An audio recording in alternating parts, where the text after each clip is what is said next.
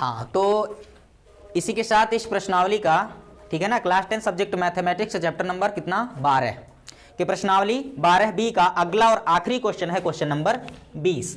और उस question number 20 में क्या कहा गया है, उसके संबंध में जो आकृति हमको दी गई है उसको मैंने ऑलरेडी बनाकर तैयार कर लिया है, ठीक है ना। इसमें कहा क्या गया है, कहा है कि एक गोल मेजपोश है। क्या है ये?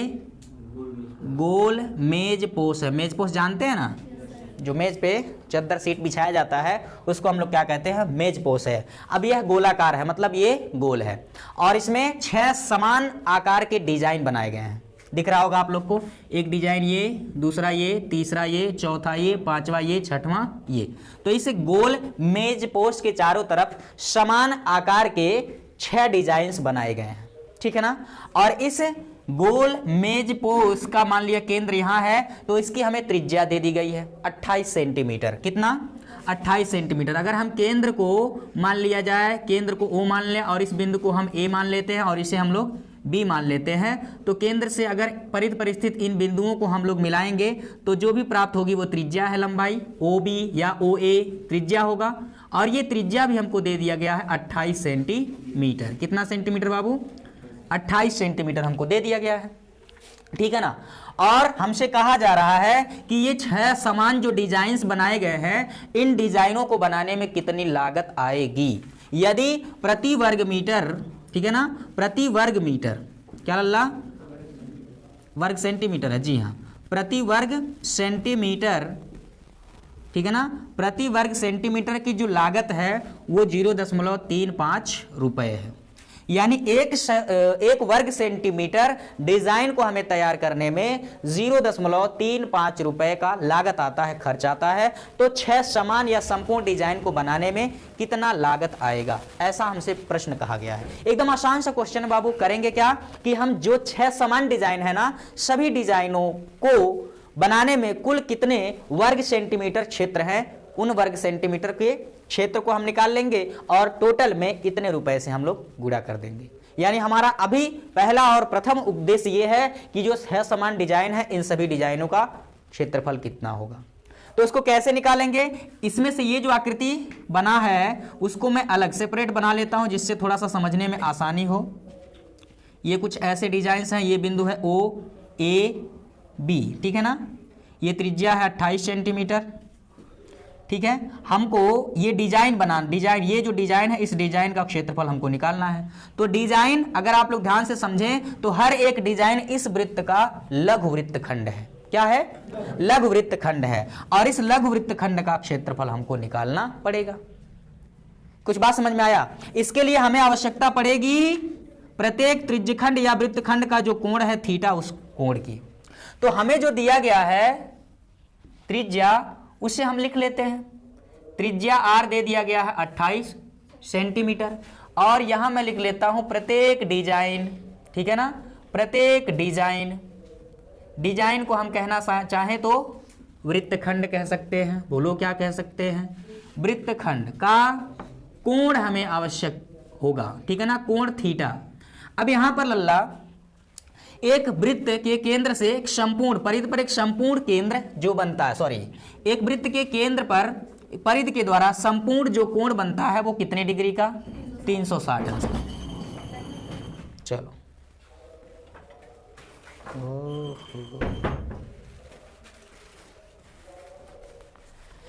360 अंश का कोण बनता है। अब इस 360 को कितने खंडों में कितने होंगे? 6 डिजाइन है, 6 त्रिज्यखंड या कह सकते हैं 6 वृत्तखंड बने हैं, तो 6 भाग करेंगे, है ना, यानी 6 हिस्सों में ये बटा हुआ है। तो 360 का अगर हम लोग 6 भाग करेंगे तो कितना आएगा लल्ला? 60 अंश आएगा। यानी प्रत्येक त्रिज्यखंड का जो कोण मिलेगा वो कितना मिलेगा? 60 अंश। यानी कि ये कोण या कह लें कि ये कोण जो कि कितना होगा? 60 अंश का।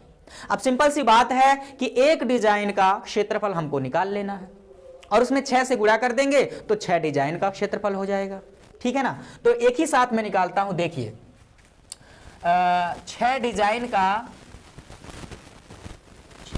का या पहले प्रत्येक डिजाइन का ले लेते हैं। प्रत्येक डिजाइन का क्षेत्रफल। डिजाइन कैसा है? ये वृत्तखंड है, सेगमेंट ऑफ ए सर्कल का क्षेत्रफल। प्रत्येक डिजाइन का क्षेत्रफल यानी कि जो वृत्तखंड का क्षेत्रफल होता है वो थीटा बटे 360 गुणे पाई आर स्क्वायर। बोलो यही होता है। ये तो त्रिज्यखंड का क्षेत्रफल हो गया, यानी त्रिज्यखंड में ये ओ ए बी ये पूरा जो है इसमें त्रिभुज भी है और वृत्तखंड भी है। संपूर्ण एक त्रिज्यखंड का क्षेत्रफल ये हो गया। अब त्रिज्यखंड के क्षेत्रफल में से अगर इस त्रिभुज का क्षेत्रफल हम घटा देते हैं तो हमें सिर्फ प्राप्त हो जाता है इस वृत्तखंड का क्षेत्रफल। तो थीटा बटे 360 पाई आर स्क्वायर उसमें से घटा देंगे। बोलो क्या? त्रिभुज का क्षेत्रफल जो कि होता है हम लोगों ने पढ़ा 1/2 आर स्क्वायर साइन थीटा। समझ गए? अच्छा जी, तो ये हो गया प्रत्येक डिजाइन यानी कि एक डिजाइन का पृष्ठीय प्रत्येक डिजाइन यानी कि एक डिजाइन या कह सकते हैं एक वृत्तखंड का क्षेत्रफल इतना आएगा। ठीक है ना? ऐसे में आपको कितने डिजाइन का निकालना है? 6 डिजाइन का। ठीक है ना? 6 डिजाइन या कह सकते हो आप 6 वृत्तखंड का क्षेत्रफल। ठीक है ना? तो अगर एक डिजाइन का क्षेत्रफल इतना है तो 6 डिजाइन का इसमें 6 से गुणा कर दीजिएगा। बाकी जो थीटा के माप हैं 60 अंश बटा 360, पाई का मान 22/7 गुणे आर का जो मान है वो 28 सेंटीमीटर। इसको मैं बड़े कोष्ठक के अंदर बंद कर देता हूं। 28 का स्क्वायर माइनस 1/2 गुणे आर, पुनः आप रख लेंगे 28 का स्क्वायर इंटू साइन थीटा का अंश माप जो है 60 अंश। ठीक है? तो इसके बाद क्या करना होगा आप लोग को? 6 गुणे ये हो जाएगा 6 6 के 36 यानी कि 1/6 गुणे 22/7 गुणे 28 का स्क्वायर 28 गुणे 28 माइनस 1/2 ये पुनः 28 का स्क्वायर 28 गुणे 28 और साइन 60 का मान करड़े में 3/2। ठीक है ना? 11 से इसको डिवाइड करेंगे, 11 दूना 22। ठीक है ना? और ये 3 दूना 6 यानी 2 से डिवाइड हो जाएगा, 2 से डिवाइड होगा, 11 दूना 22 और 2 तियां 6 आ जाएगा। ठीक है ना? और उसके बाद ये 7 चौके 28। ठीक है? तो ये आ जाएगा 6 गुणे 11 चौके 44 गुणे 1 बार 28 बटे में 1 बार 3 है, माइनस ये 14 दूना 28, ये भी 2 14 दूना 28। तो 14 गुणे 14 कितना होगा? 196 और करड़े में 3 का मान 1.7 रखना। सिर्फ अगर आगे रखोगे 1.732 रखोगे तो फिर आंसर जो आएगा, जो मान आएंगे उसमें दशमलव के बाद कुछ परिवर्तन हो जाएगा। ठीक है ना? तो जो आप लोग आंसर शीट में मैच कराओगे तो उसमें कुछ ज़्यादा या कुछ कम मिल सकता है, तो आप लोग टेंशन से भर जाएंगे। ठीक है? तो इतना ही हमको क्या करना है? रखना होगा। अभी देखिए क्या होगा? 6 गुणे 28 का गुणा कर लो, कितना आ रहा है लल्ला? कितना आ रहा है? 1232। इसमें जो गुणा करेंगे 28 का 44 में गुणा करेंगे 1232 और बटा कितना? 3 माइनस कितना? 196 का 17 में गुणा कर लो या 1.7 में, तो आ जाए कितना? 17 6 का 102 को 2 हासिल 10 बचेगा, 17 9 153। ठीक है? 153 में 10 जोड़ेंगे 163 को 3 आ जाएगा कितना? 16। 17 कम 17 और 16 कितना हो जाएगा? 33। कितना हो जाएगा? 33। ठीक है ना? और दशमलव लगाएंगे एक अंक के बाद तो आ जाएगा 333.2। अब क्या होगा? 6 गुणे 3 का इसमें गुणा कर लो तो ये हो जाएगा 1232 माइनस 3 का गुणा कर लेंगे, 3 दूना 6 0.3 3 9 9 9। ठीक है? बटे कितना? 3। ठीक है? ये गुणा में है तो 3 से चाहो तो इसे काट दीजिए, 3 दूना 6 आ जाएगा 2 गुणे इनमें से इसको माइनस कर लीजिए। ठीक है ना? तो यहाँ 1232.0 माइनस 999.6 कितना आ जाएगा? 10 में से 6 जाएगा 4, यहाँ बचेगा कितना? 1, 11 में से 9 जाएगा 2 और यहाँ कितना बच गया? 2 में से 9 जाएगा यानी 12 में से 9 जाएगा 3, यहाँ बच गया पुनः 11 में से 9 जाएगा 2। ठीक है ना? तो आ जाएगा 232.4। अब पुनः गुणा कर लेंगे, 4 दूना 8 दशमलव। ठीक? 2 दूना 4 2 3 6 2 दूना 4। ठीक है ना? 464.8 वर्ग सेंटीमीटर जो है आपको मिल जाएगा 6 डिजाइन का क्षेत्रफल। कितना?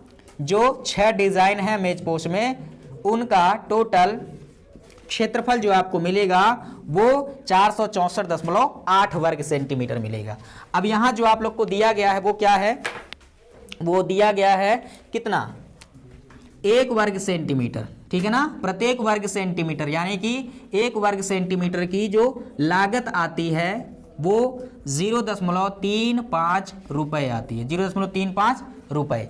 तो अगर 1 वर्ग सेंटीमीटर का इतना है, 2 वर्ग सेंटीमीटर का इसमें 2 का गुणा, 3 वर्ग सेंटीमीटर का इसमें 3 का गुणा कर देंगे, और हमारे पास जितने एरिया है उन सभी का लागत निकालना है। तो इस लागत में उस कीमत या मूल्य का हमें क्या करना होगा, गुणा करना होगा। तो अब मैं लिखता हूं 464.8 वर्ग सेंटीमीटर, जो कि डिजाइन का क्षेत्रफल है 6, इसका लागत या कह सकते हैं कीमत जो आएगा वो 464.8 में गुणा करेंगे 0.35 का। यहाँ शायद दिख नहीं रहा हो, आप लोग को यहाँ पर गुणा करके लिख लेना है। 464.8 में 0.35 का गुणा करना होगा आप लोग को।